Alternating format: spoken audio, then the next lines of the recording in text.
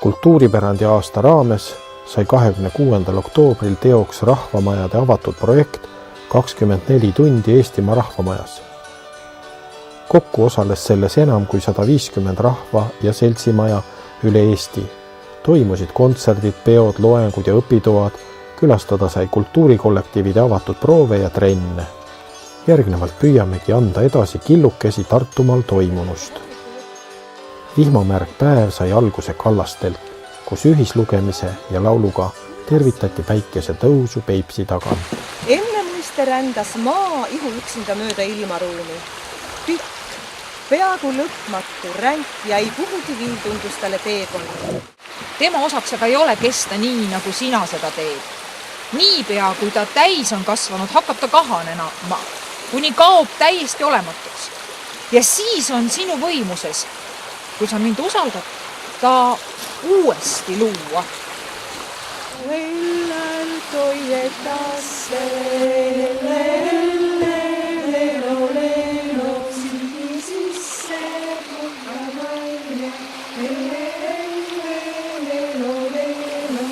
Rannu Paisjärve kaldal käis aga terve päev usin tuleskulptuuride ehitamine. Töid juhendas kunstnik Eva-Leena Mikson.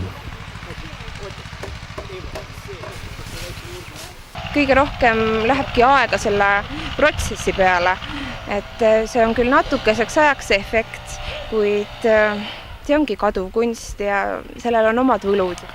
Rannu rahvamaja on maakonna kõige suurem rahvamaja ja me püüame selle rahvamaja suurust ära kasutada sellega, et me vahendame ka professionaalset kultuuri. Me oleme ikkagi püüdnud korra kuus kutsuda professionaalseid teatreid endale külla. Oleme kutsunud kontserte majja, et kutsume alati naabreid endale külla, et meie maja oleks ikka kultuuri tegemisega täidetud. Uhti kõrtsihoones ootas saabujaid ees mõnus leivalõhn. Siin räägiti leivast, küpsetati leiba ja söödi leiba. Leiva küpsetas Uhti avatud ateljee perenaine Kai Paks. Sooja leiba, mis lõhnab nagu põld, nagu maa. Ema kätest see leiba alati saa. Ema kätest on leival kõige magusam maik. Ema lävel, leib laual, lapse kasvamispaik. Vihmase päeva eest leidsid varju Karjoola kandi inimesed. Kultuurimajas sai vaadata äsja avatud näitusi ning käsitöötooteid. Pakuti suppi ning pannkooki.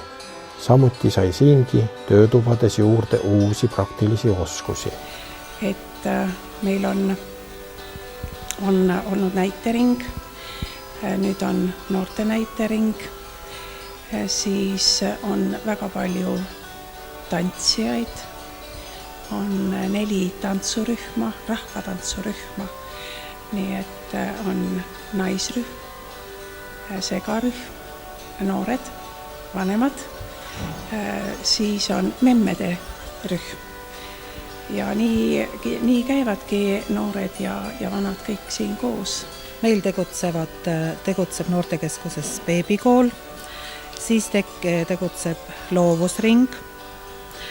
Siiamaani oli meil kitarrikool, meil on oma fotostuudio, suur laulustuudio Vikerkaar on meil ja seal on meil praegu 50 peret taga, nii et koostöö käib väga kenasti. Oleme teinud aasta lõpus mitmeid etendusi, nii koolikoorid, segakoorid, et hästi suured niisugused üritused ka.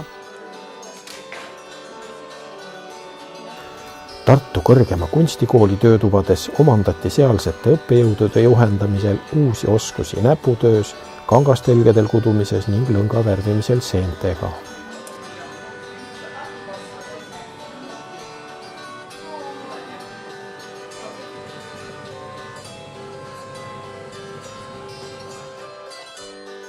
Vara kogukonnakeskuses tähistati mitut väärikat juubelit.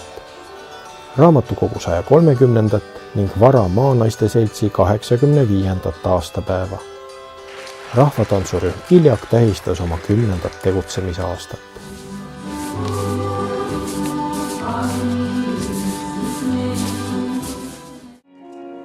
Juubeli meeleoludes kulges päev ka Elva raamatukogus. kus tähistati luuleklubi luulelised liikmete juubeli sünnipäevi.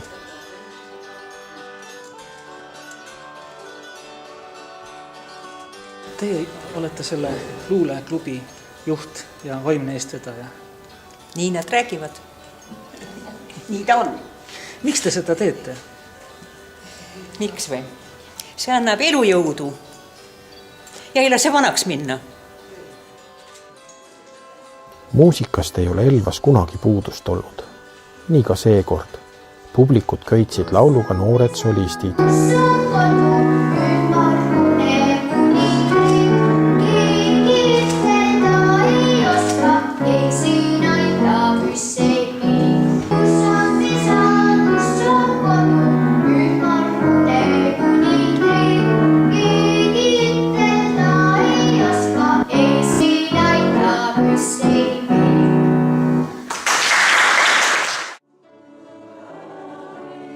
Segakoor Ave kogus laululaagris tuure suviseks laulupeoks. Meie koori puhul on eriline võib-olla see, et koor on tegutsenud väga palju aastaid, aga võib-olla eriline on ka see, et kuigi vanuseliselt laulab siin inimesi nii nooremast kuni vanema generatsioonini välja, siis on nende aastatega saadud tegelikult ka lisaks koorilaulule lihtsalt väga headeks sõpradeks, tuttavaks, et ühtepidi küll tegeleme koorilauluga, aga teisipidi on ka tegemist sellise väikese armsa koosluse või kollektiiviga, kellel on väga tore koos käia ja niimoodi mõnusalt aega veeta. Saalis kepsutasid särasilmsed piigad vägagi sportliku laintantsurütmide saatel. Aga kus on siis mehed?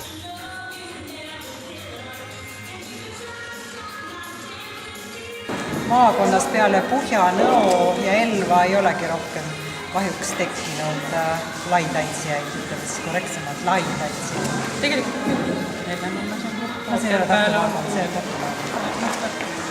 käime me üle Eesti erinevatel üritustel, käime teiste klubide niisugustel kontserditel, esineme seal, võtame osa töötubadest. Igal aastal on kord ka välismaa treenerid käinud Eestimaal õpetamas ja sealgi oleme elvakad osa võtnud. Et see on niisugune põnev stiil, mis haarab kaasa endaga ja ma usun, et nagu ma enne ütlesin, et see on kõigile vanustele ja oleks vaid mehi ka rohkem. Mõned siiski on.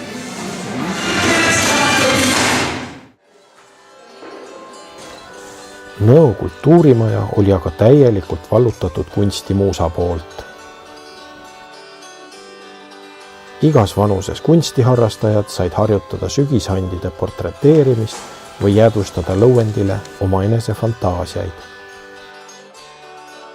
Avaras ateljees, kus seitel inspireeriv looming laste kunstiringilt, oli täna kuulda vaid kunstnike nohisemist ning pintslite sahisemist.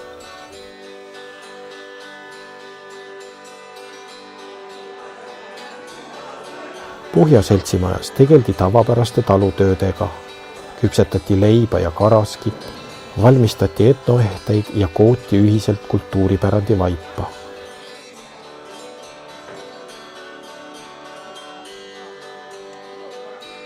Lõnga muide kedrati siin mitte ainult lambavillast. Villaküülikust on siis võetud vill ja nüüd siis läheb ketrusse. Igavakas kodus ja siis sai kunagi soetatud endale küülikud ja nüüd need villaküülikud on siis viimase 2,5 aasta teema juurde tulnud. Et nüüd on hakatud hindama rohkem seda küüliku villa.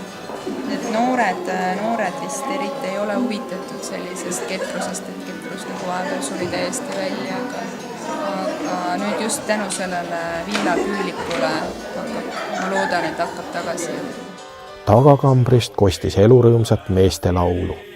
Meie kimpu jää ja kui see laul meil korda läheb, ei meie kimpu jää. Ja kui see laul meil korda läheb, ei meie kimpu jää. Mehed kui lauljad on siin alati olemas olnud ja oskavad ka väga kenasti laulda. ja häält teha, aga millegipärast ei saa vedama.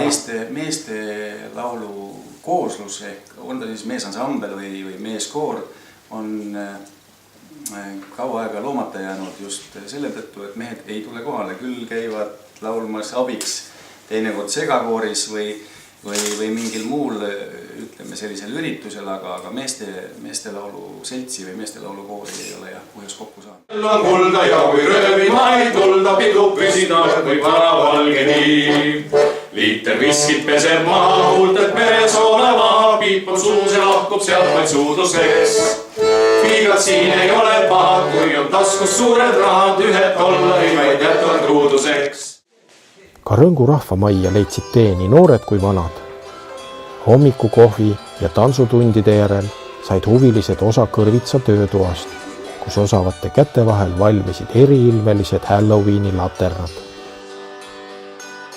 Keda kulinaarne meisterdamine ei köitnud, said oma pead murda kabelaua taga. Oli nii pikalt mõtlejaid kui kiirelt krabajaid. Virgad naise käed mudisid villatooteid sellise hoolega, et villast vilt sai ja nii valmisid lisaks saunamütsidele ja seebitaskutele ka värvikad vildililled ja stressipallid.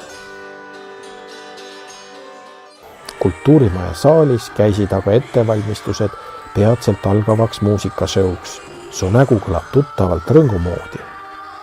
Kohaliku näiteringi esituses oli lavale oodata nii eestimaiseid kui välismaiseid superstaare.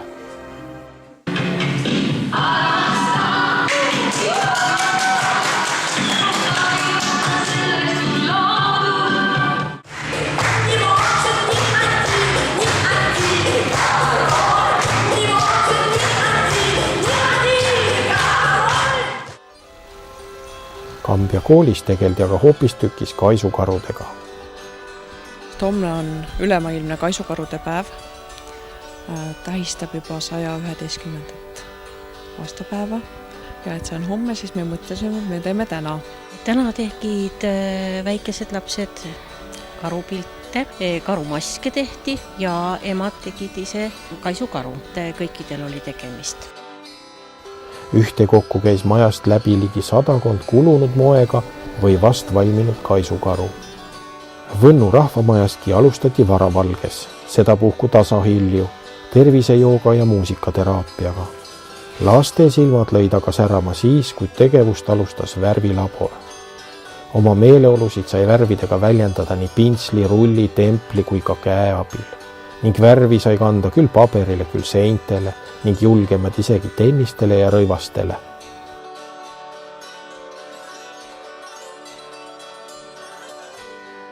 Kohalikku kultuurilugu kuulati ühiselt Võnnu kultuurivaipa tikkides. Väga selline teadustöö himuline. Lisaks saab siis nüüd juba poeg. Minu silmis on ta kohaliku rahva koos tegemise ja kooskäimise koht ja selleks ta peakski nagu jääma. Kui me räägime nüüd, et Haaslava karskusseltsi Priius tegelased olid need, ütleme, ega me ei saa öelda, et karskusseltsis Priius olid kõik kainid inimesed ei. Priiuse põhikirjas oli niimoodi kirjas. Karskusselts Priius on loodud ja tegutseb selleks, et võidelda üleliigse alkoholi tarbimise vastu. Saate aru? Üleliigse, aga nüüd on just küsimus, et kui palju on palju. Seda on kogu aeg küsimus. Keegi ei tea, kui palju on palju. Sellist kohvikuõhtut nagu täna on, tõenäoliselt ei ole nagu, vähemalt lähiminevikus ei ole nagu olnud. See ongi esimene selline üritus, kus inimesed tulevad küsivad, et mis asi see on, et mida sa seal korraldad.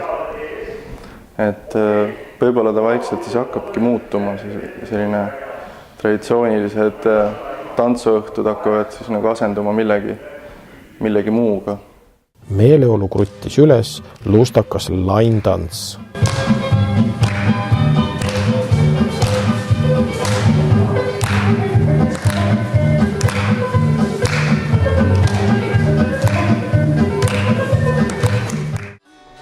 Konguta rahvamaja on üks tõeliselt kodune paik, kus terve sombuse laupäeva jooksul pakuti mitmeid huvitavaid tegevusi. lapsed said valmistada omalaadsest kokkutõmbuvast plastikust ehteid ning elevust tekitas kohale tulnud küünestuudio.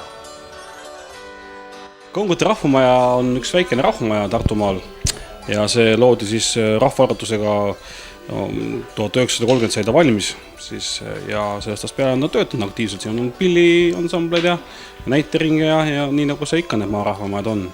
Aga hetkel on siis siin Konguta valla omandis ja arendame siin Kongutas kultuuri. Hilisõhtuse sööülikoolis kuulati tähetarga pajatusi universumi saladustest ning täpselt kell 9 lõi Konguta rahvamaja koos terve Tartumaaga lahti laulu Kas tunned maad?